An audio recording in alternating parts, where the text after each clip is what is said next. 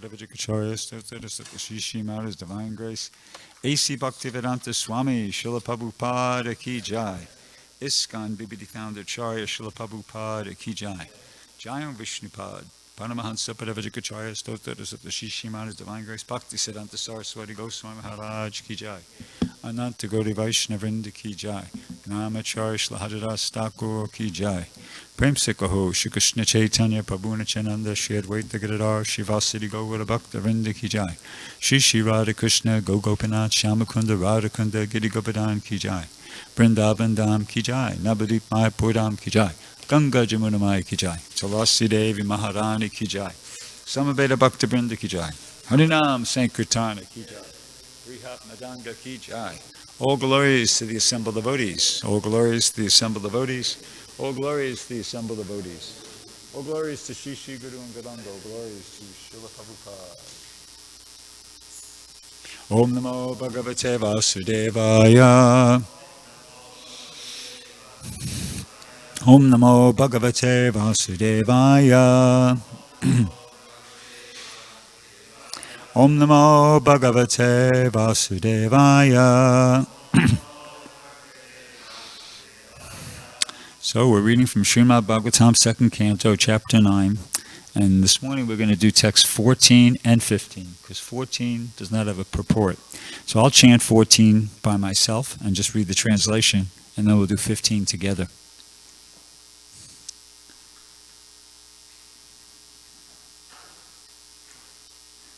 Shriyathira rupin yurugaya padayo karoti manam Bahuda vibhutibi prankham shritaya kusamaksaro anugrah. Prankham shritaya kusamakaranugair vigiyamana priya karma gayati. Translation: the goddess of fortune. Did I do Om Namo Bhagavate Vasudevaya? I did. Okay. Thank you. The goddess of fortune in her transcendental form is engaged in the loving service of the Lord's lotus feet, and being moved by the black bees, followers of spring, she is not only engaged in variegated pleasure, service to the Lord, along with her constant companions, but is also engaged in singing the glories of the Lord's activities. Okay. Dadarsha Tatra Kila Sattvatam Pati. Dadarsha Tatra Kila Sattvatam Pati. Shriyapatim Yagyapatim Jagatpatim. Shriyapatim Yagyapatim Jagatpatim. Sunandananda Prabalarhanabdivi. Sunandananda Prabalar Hanadibi. Swaparshad Dagrai Parisevitam Vibhu. Swaparshad Dagrai Parisevitam Vibhu. Dadarsha Tatra Kila Sattvatam Pati.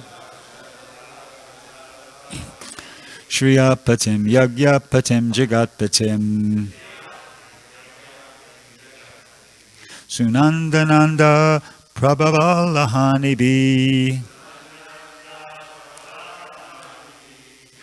Swaparshada Grair Parisevitam Vibhu. Others?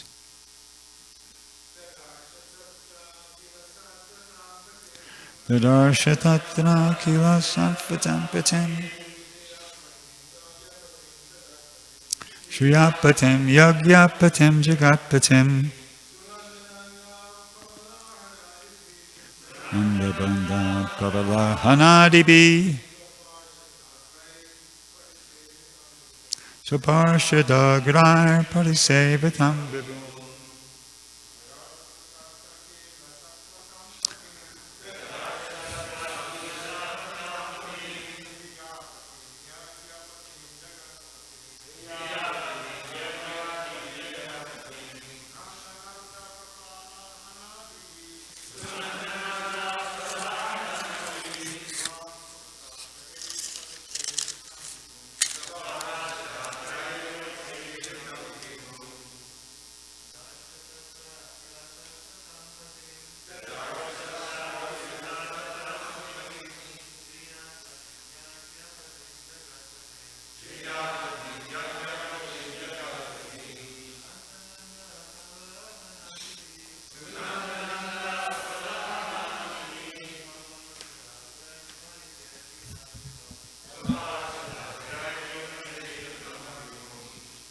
Vaishnavis.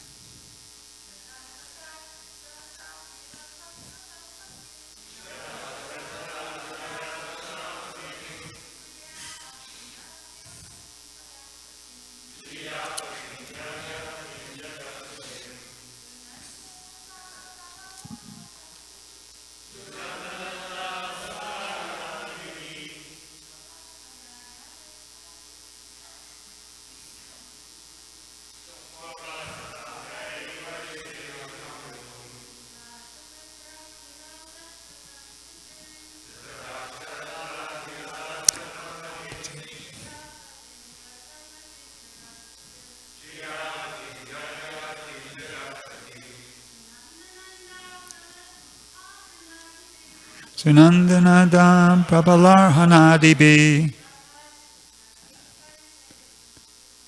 Sabarshadagrai Parisevitam Vibhum Didarsha Brahma Sor Tatra there in Vaikuntha Loka Akila entire Sattvatam of the great devotees Patim the Lord, Shriya of the goddess of fortune, Patim, the Lord, Yagya of sacrifice, Patim, the Lord, Jagat of the universe, Patim, the Lord, Sunanda, Sunanda, Nanda, Nanda, Prabhala, Prabhala, Arhana, Arhana, Adibi, by them, Swaparshada, own associates, Agrai, by the foremost, Parisevitam, being served in transcendental love, Vibhum, the great Almighty. Translation and purport by His Divine Grace, A.C. Bhaktivedanta Swami, Srila Prabhupada. Lord Brahma saw in the Vaikuntha planets the personality of Godhead, who is the Lord of the entire devotee community, the Lord of the goddess of fortune, the Lord of all sacrifices, and the Lord of the universe, and who is served by the foremost servitors like Nanda, Sunanda, Prabhala, and Arhana, his immediate associates. Purport. When we speak of a king, it is naturally understood that the king is accompanied by his confidential associates, like his secretary, private secretary, aide-de-camp, ministers, and advisors. So also, when we see the Lord, we see him with his different energies, associates, confidential servitors, etc. So the Supreme Lord, who is the leader of all living entities, the Lord of all devotee sects, the Lord of all opulences, the Lord of sacrifices, and the enjoyer of everything in its entire creation, is not only the Supreme Person, but also is always surrounded by his immediate associates, all engaged in their transcendental loving service to him. Om Aganatemananda Shajananjana Shalakaya Chakshur Namilitam Yena Tasmai Shri Gudave Namaha Shri Chaitanya Manobishtam Stapitam Yena Bhutale Swayam Rupa Kadamayam Tadati Swaparantikam. So this is Sukadeva Goswami speaking to us. He's describing the mercy that Lord Brahma received. Krishna was pleased with his non-deceptive penance, and as a result, he revealed to him certain things about the spiritual world. And Sukadeva Goswami is describing this to Maharaj Bhrgupati in response to a whole lot of questions that he asked in the previous chapter, like about, I think, Arjun Gopa counted them 25 or something like that. And he's not, going systematically. Well, he's systematically, but according to his own logic, he just describes how after he heard all the questions, he kind of, thought about it and then decided, okay, here's my presentation. He's not answering like here's the answer to the first question, here's the answer to the second question. He's answering them all. He's going to cover everything. He's going to answer all Maharaj Bhrgupati's questions, but he's doing it in the way he kind of sees fit. So that's part of a conversation. Maharaj Prikit is asking questions, Sukadeva Goswami is answering, and that's pretty much what's been going on for the whole second canto here, since the beginning of the second canto. Although there was different sections here, we heard a lot from Lord Brahma, and Lord Brahma speaking to Narada Muni, and that's because at one point in his questions, Maharaj Prikit started asking Sukadeva Goswami about the process of creation. So Sukadeva Goswami made a lot of statements from his own understanding and realization, but at one point, towards the end of a chapter called The Process of Creation, he, in order to further elaborate on the subject, he did what all the bona fide acharyas do. He referred to a precedent. In other words, he said, actually, there's more about this. It was spoken to by Lord Brahma to Narada Muni, and Lord Brahma heard from Krishna himself, Garbhodakshaya Vishnu himself. So let me relate that to you. And then that chapter is called The Cause of All Causes, and that's where Narada Muni, it says to Lord Brahma, hey, are you the original? Because I see you meditating on somebody else. So wait a second, this isn't, And then Lord Brahma said, no, actually, no. I'm not the original supreme cause. There's somebody greater than me. And anyway, so that's all in the second canto here. And if you remember, the second canto, as I said, it actually starts off with Maharaj Prikit asking Sukadeva Goswami some questions, because he's just arrived. He's just arrived at the place, at the bank of the Ganges, where Maharaj Prikit is sitting with the determination to fast until death, right? And he's wanting to do it exactly the right way. He's wanting to achieve self-realization. And if you remember, what happened was, like, a lot of sages arrived there. A lot of sages arrived upon the scene, and they were suggesting to him, well, maybe you should do this, maybe you should do that, because he asked this question, what is the duty of a person about to die? Anyway, it was decided that he would hear the Srimad Bhagavatam from Sukadeva Goswami. And this is all being explained to us by, we're learning about this from Sutta Goswami, who's describing all this to the sages of Naimisharanya. And so this is the second time the Srimad Bhagavatam is being spoken. The first time was actually when Sukadeva Goswami spoke to Maharaj Prikit, and we're learning about it secondhand. I don't know if that's the correct way to say it, but we're learning about this via Sutta Goswami, who's describing this to the sages of Naimisharanya, who are performing 1,000-year sacrifice for the satisfaction of the Lord and his devotees. And we learn about that from Srila Vyasadeva.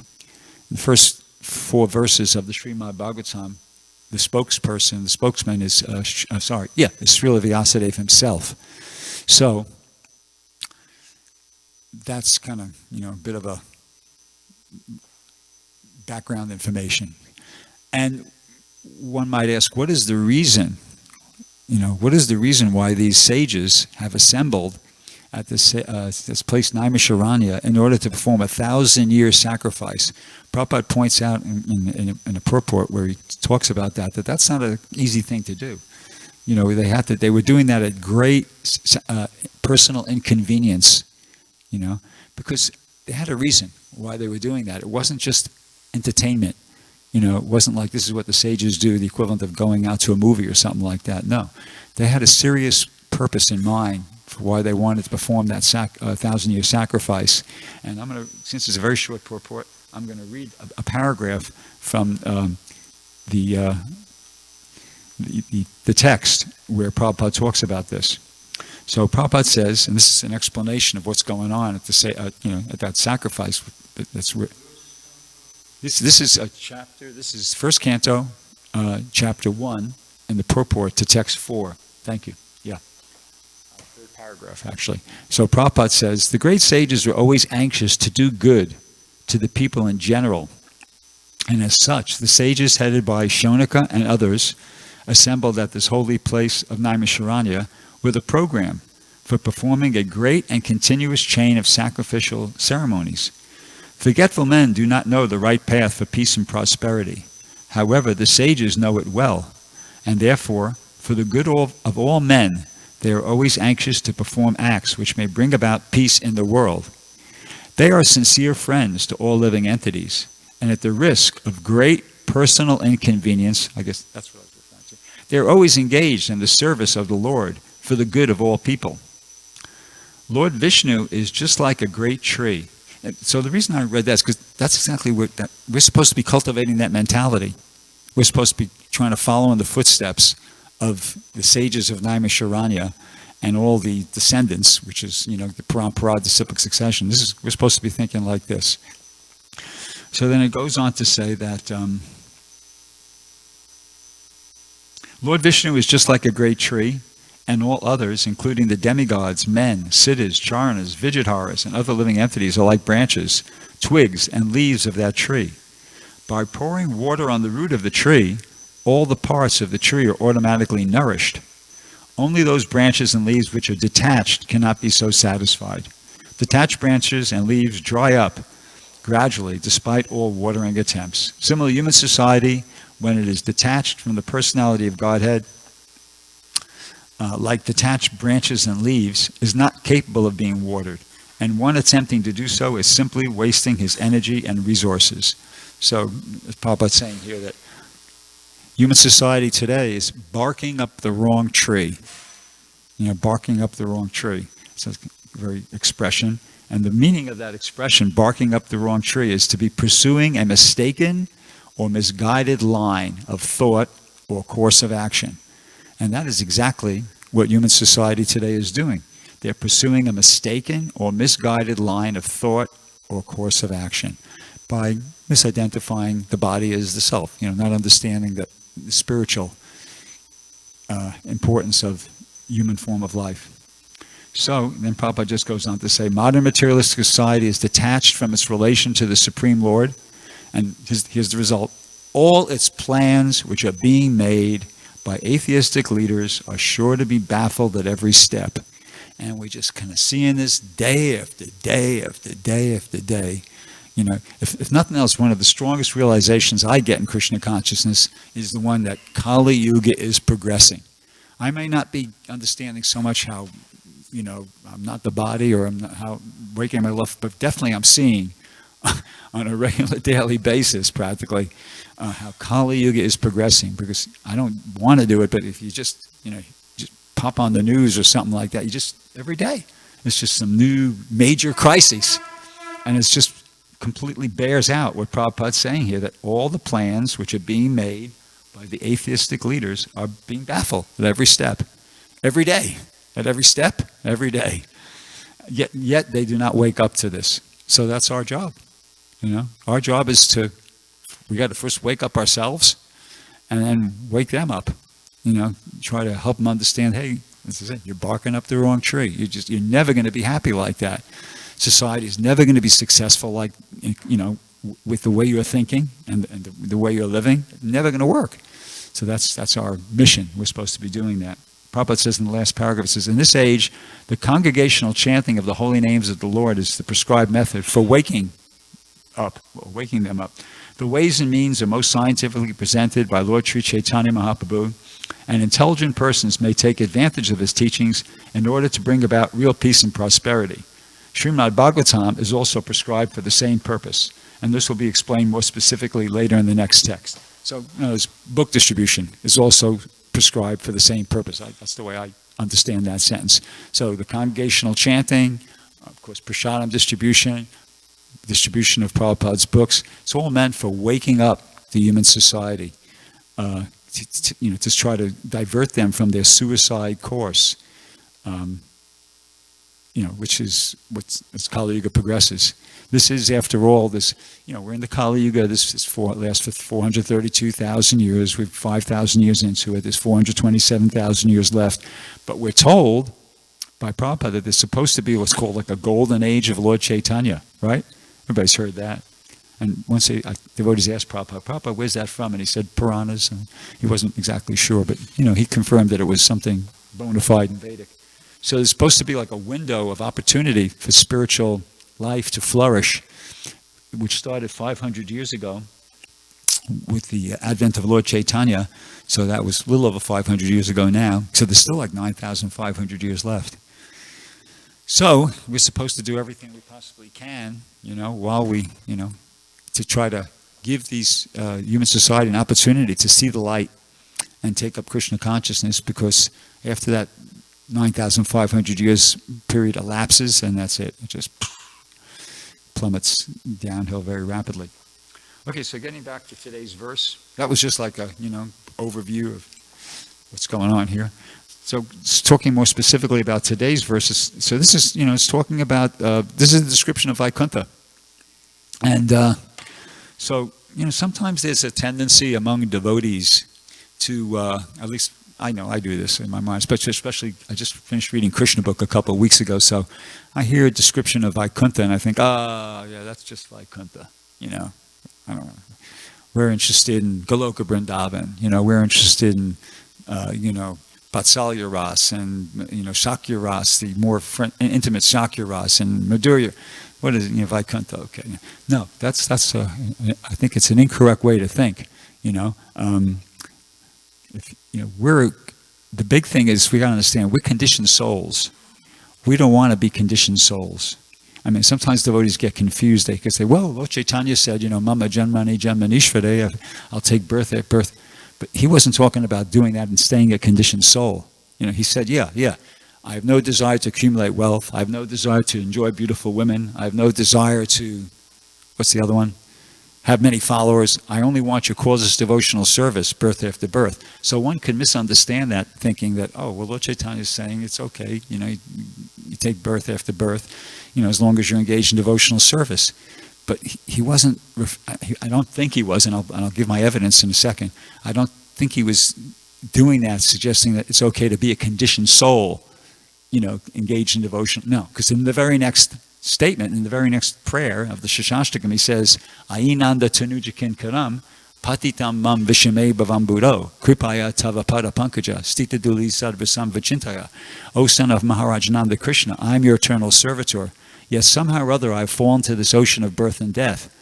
He says, please pick me up from this ocean of death and place me as one of the atoms at your lotus feet. He doesn't say, please just leave me in this ocean of birth and death and let me keep engaging me in devotional service. And he wants to get out of the ocean of birth and death. See, so, okay, if you want to be in the material world birth after birth to engage in Lord Chaitanya's Sankirtan movement, yeah, but not as a conditioned soul. We don't want to remain here as conditioned souls.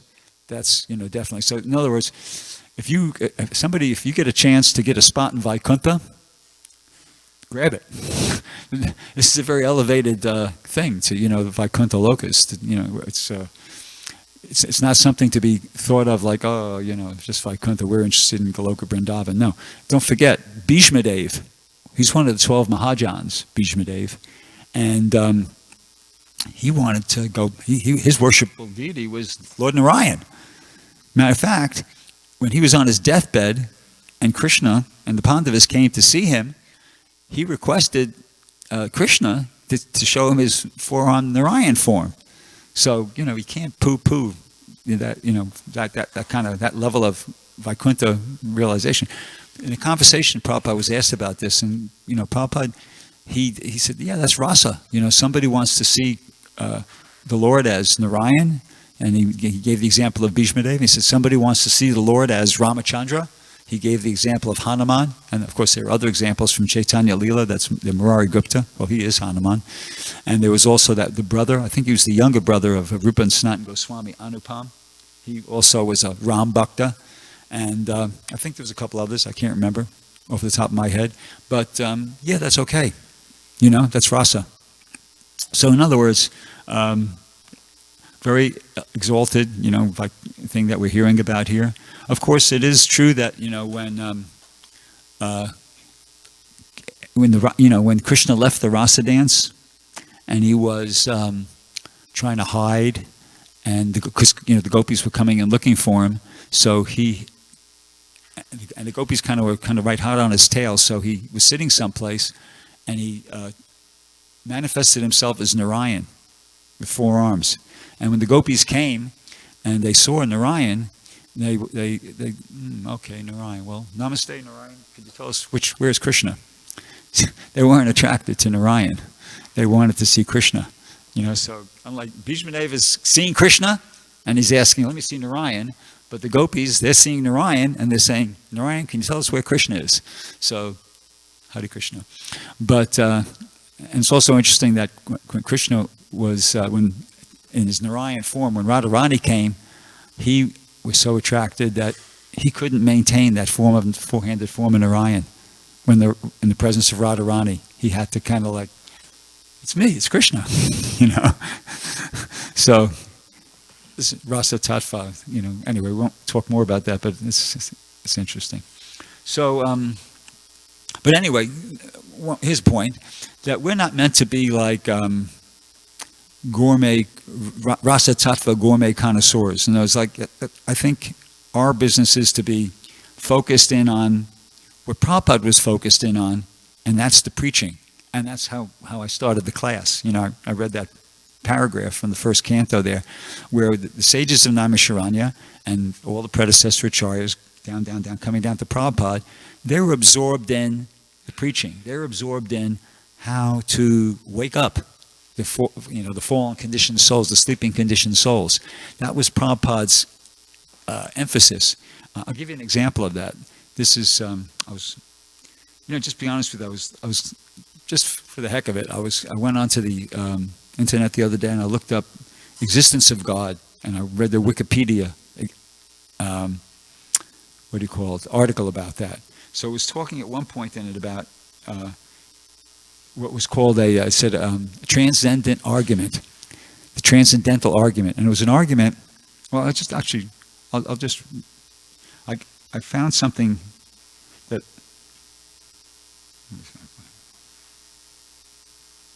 here we go. Basically, getting right to, Prabhupada was a philosopher. Prabhupada was a theologian. In other words, in his lectures, Prabhupada presents a lot of arguments that are standard theological arguments or standard philosophical arguments. When he does it, he doesn't say, oh, this is the teleological argument, or this is the ontological argument, or this is the... No, he just, goes right in there. He dives right in there. So this is an example of Prabhupada doing that. This is an excerpt from a lecture Prabhupada gave in 1966 in New York. So once again, my point in reading this is just to show you how this is just one of many, many, many, many examples one could give of Prabhupada, the philosopher, Prabhupada, the theologian, Prabhupada, preaching and trying to present arguments to defeat atheism and, establish God consciousness. So in this one he goes,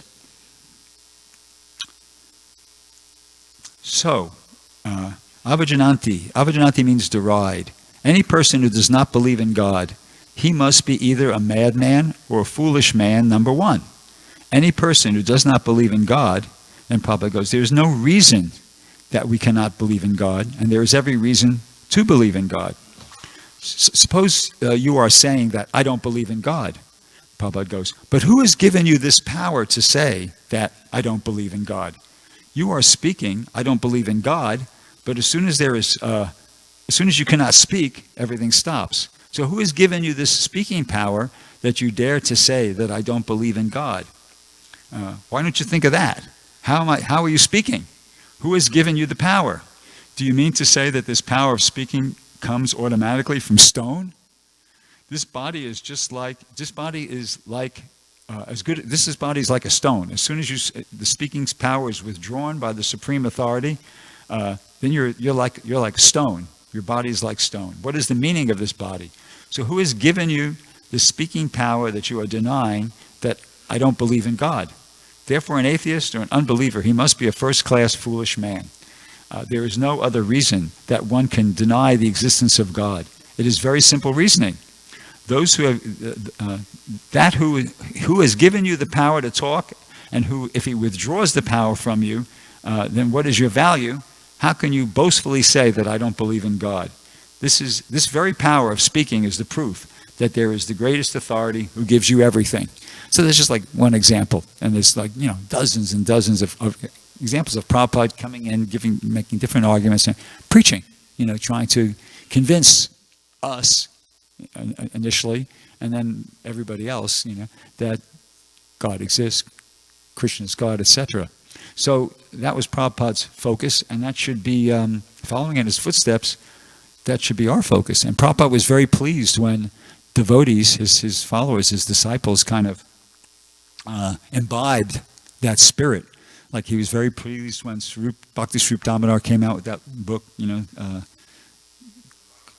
Krishna Consciousness, the basis of, how's it going? Scientific basis for Krishna Consciousness. He was very pleased by that because Prabhupada read it and he could see, he's using what I've taught him, and he's trying to now use that information and present that to, preach to the science community like that. And he was very pleased with Hamsaduta. There's that famous incident where he was having this, like a debate with this Dr. Kabur or something like that, and then he went back and forth, and finally Hamsaduta, he wrote him a letter, and in the letter he used all these arguments that he had heard from Prabhupada, and boom, boom, boom, boom, presenting it. So Prabhupada was very pleased with it. That was actually one of the reason why he was appointed to be one of the gurus, actually. And Prabhupada said, after he was made aware of that, he put his name on the list because he was so pleased by his bold and enthusiastic preaching. And then another one that I'm aware of is in 1976, Prabhupada met with all the BI, the Bhaktivedanta Institute science devotees. Sorry. And so at that time, Sariputta was presenting a slideshow. And so he was making this point. This is the final point he was making, that things of very high complexity, beauty, sophistication, they can't come from simple, they can't be developed from very simple laws. They have to, come from things equally complex or more complex. So anyway, Prabhupada appreciated the point, and Prabhupada quoted the verse. He really, he appreciated it. My disciple is, thinking and understanding this philosophy. And so Prabhupada, in response, he quoted that verse, Maya Jakshena Prakriti Suyate, like that. And so then Sariputta went on to show the next slide, and that was he had quoted that same verse. So Prabhupada was so pleased, at that point. Let me just read this a couple sentences to you. That, he could see, my disciple is studying this philosophy and is understanding. So Prabhupada goes, here is Vasudeva Savamiti. Find out this verse. This is Vasudeva. From him, everything is coming. That is real knowledge. So Harisari, he says, I began to read out the verse which says that after many births, a person who is in actual knowledge, a great soul, a Mahatma, surrenders to Krishna, knowing him to be the source of everything. Such a person is very rare. But before I finished the first line, Prabhupada interrupted. It is conclusion, Vasudeva Savamiti. So you are a Mahatma, Sudurlabha, not ordinary rascal mathematician, but you are a real mathematician. That Vasudeva Savamiti Samahatma Sudurlabha. So Prabhupada was very pleased when he saw his disciples, as I said, were following in his footsteps and, taking on that responsibility to try to preach, convince people. And, it wasn't that he was just happy when somebody was like a devotee didn't have to be a big scholar for that purpose either. He was happy when he saw, pleased when he saw, just in general, that a devotee had imbibed that preaching spirit and enthusiasm towards that. Another example that comes to mind, there was this devotee, he was just like a regular devotee. He wasn't one of the big leaders or anything like that, but he had the opportunity to go on a morning walk with Prabhupada. So the morning walk was going along, and this one of the, kind of devotees, part of the inner circle, was talking to Prabhupada and, kind of having a conversation. He was the conversation was about rasas, and, he was asking him questions about the gopis and rasas. And Prabhupada was answering, but he wasn't, he didn't seem to be kind of like really fired up about it, but he was answering. And it was just going along like that. And so, devotees could feel that, Prabhupada's not really getting into this, So this one devotee, he was feeling like, no, this is not going right. Prabhupada doesn't seem to be pleased by this conversation, the way this is going. And also, he wanted to get some acknowledgement from Prabhupada. So he thought, well, this is my chance, I got to take a risk here, So he pushed himself up to the front of the crowd there, and he blurted out, "Prabhupada!" And he got everybody's attention, and everybody was kind of shocked, and they looked, and they said, and when he saw he had, everybody stopped. He had their attention. He goes, "Prabhupada, we're going out to the airports and we're distributing your books, and we're doing, this book and that book, and we're going out really early." And, he just kind of like emoted for about 30 seconds to a minute, trying to describe to Prabhupada all their preaching activities and the results, and then he just finished, and he ran out of things to say, and he just stood there, and everybody was like dead silence because nobody knew how to react. And this devotee, because like of the intensity of emotion he was feeling, every ounce of blood he had in his body went up to his head and his face at that time. He was like a bright red, standing there like praying, "Oh, please say something," because he didn't know if it was good or not. And everybody was quiet. No devotee said anything. And then Prabhupada was, paused, and he looked around. He looked around at all the devotees, and he went, "That is my real disciple. That is my real disciple." See, because he'd understood, that he was talking about preaching and distributing Prabhupada's books, and that is my real disciple. So he was pleased, and that devotee is actually sitting here. That was our temple president. Did I tell the story correctly? Haribo. Did I tell the story correctly? Yeah.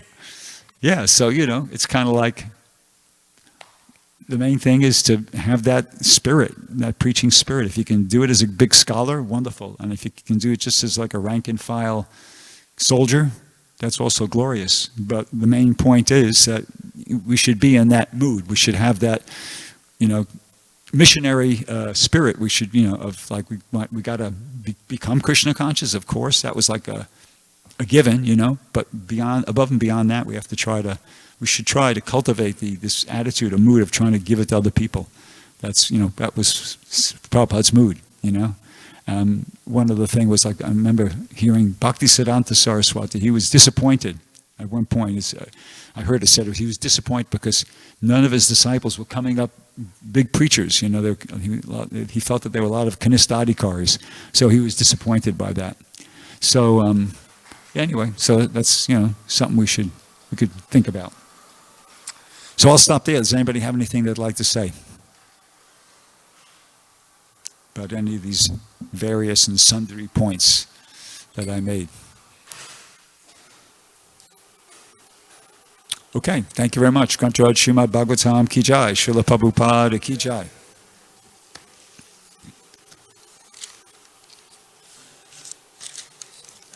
Huh? I don't know where I got it, but I got it. Oh.